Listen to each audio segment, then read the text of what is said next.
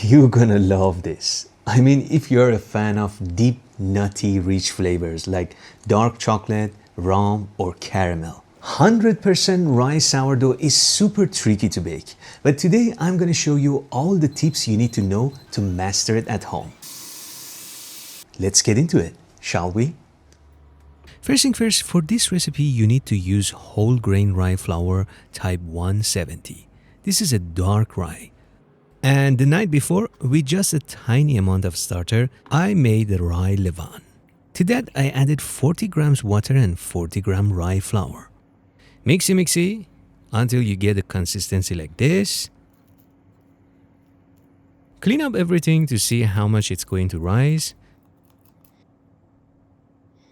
Lid up and let it ferment as long as possible.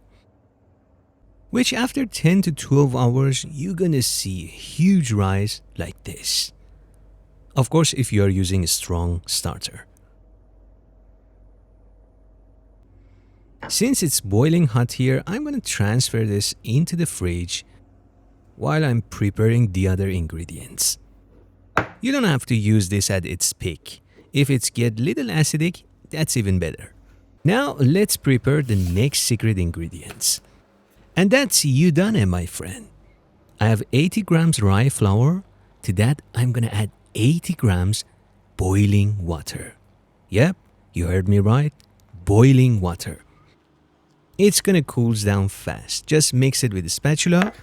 You're gonna see a crumbly texture, but I like to form it to a ball. This magic ingredient, my friends, helps us to achieve softer crumb and extend the shelf life of the loaf. Wrap it up into the fridge for 3 to 4 hours. Alright, don't lose your patience. We are done with mise en place.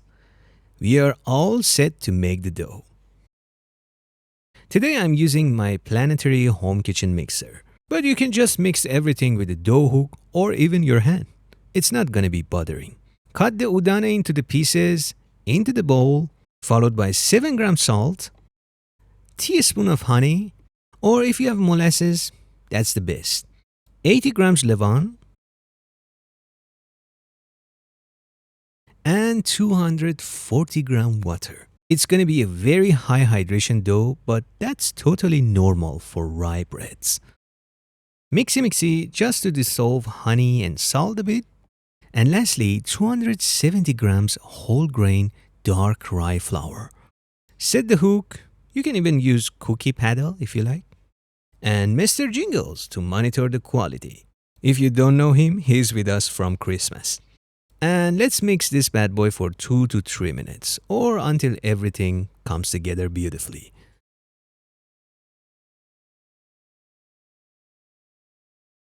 Time to scrape down the dry spots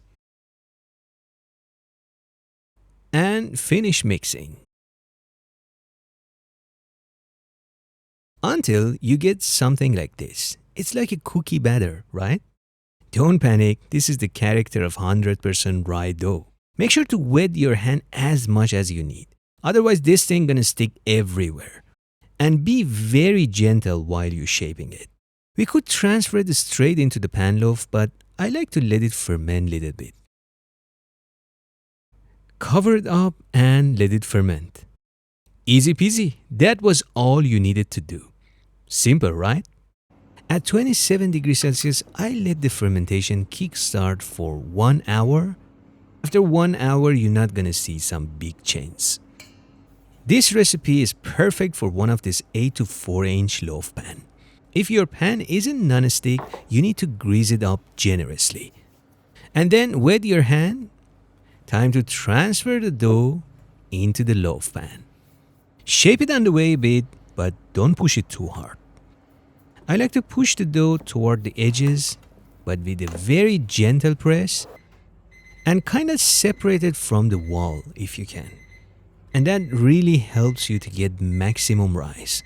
Dust up rye flour on the top generously to get those beautiful crackers on your finishing loaf, but more important than that, to monitor the proofing time. As always, temperature plays the main role. This is 100% rye sourdough made with 100% rye levain. So the fermentation time going to be way faster than your normal sourdough. So what you should do is keep your eye on this loaf. It's gonna get overproofed easily. Now this is the oven adjustment to make multiple loaves. Use 2 upside down tray or 1 baking steel, 1 baking stone, some extra pan or tray to pour boiling water later and create lots of steam, or just use double pan method, which is way easier and less complicated. Simply just cover it with another pan for the first 20 minutes. Let's talk about proofing. Alright, especially for this bread, no one can give you the exact timing and temperature. But as always, there are some visual indicators. You're gonna see lots of delicate cracks. The ideal temperature should be about 25 to 27 degrees Celsius. It's like the dough try to push those cracks and kind of open them up. Of course, you see some rise, but it's not going to be double its size. Lastly, when you poke the dough, it's going to bounces back slowly. But try to poke gently.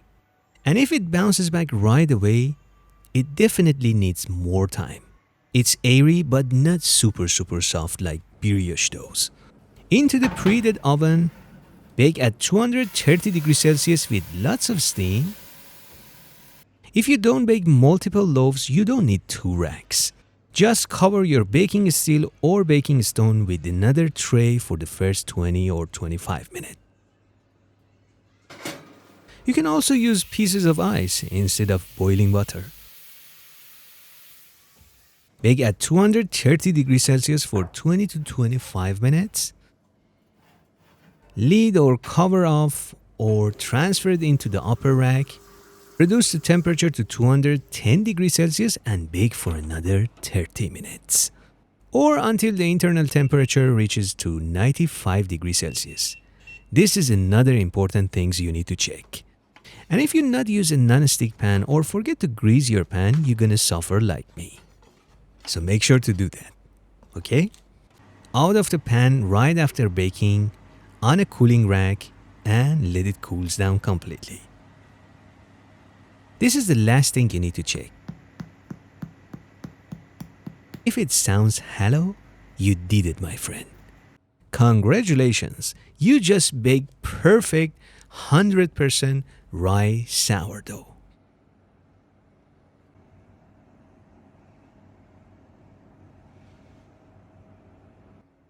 Have you seen these loaves in European artisan bakeries and you wish to make them someday? The only thing I can complain is you can't cut it right away. It's still cooking, so you have to wait at least 24 hours.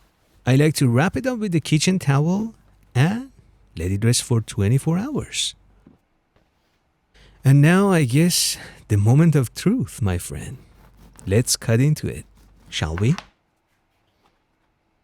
Of course, the character of 100% rye sourdough going to be completely different than your normal sourdough. But the crumb should be dry, not moist and gummy. Check your bread knife should be clean when you cut into it. And that's it.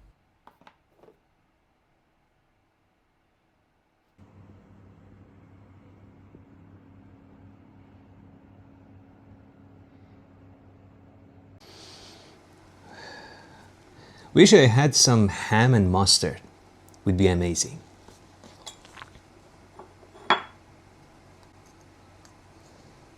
Too much.